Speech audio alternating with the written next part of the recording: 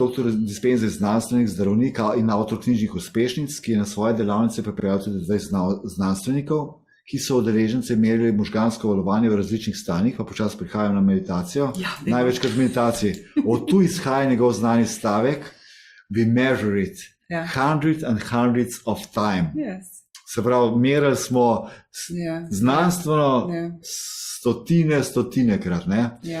Nam lahko na to temo še kaj poveš, zakaj je potem meditacija tisto, kar je ključno, zakaj v meditaciji tako funkcionira, ker Max zelo razmišlja, čakaj mal, jaz imam takšno in takšno okvaro, sem pa ležal pa meditiral.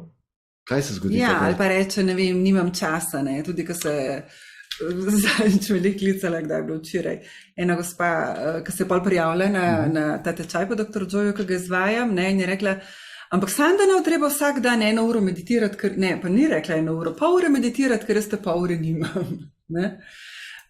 Vedno je neka prepreka, ker nismo vajeni, mi nismo bili vzgajani s tem, tako kot na vzhodu. In bodi si ne poznamo, ali imamo kakšne predsodke, ali se bojimo, ali mislimo, da ne bomo znali meditirati, ali pa je nekaj, kaj se bo tam dogajalo in jaz nimam vpliva in se kar prepustiti, ali pa nimam časa.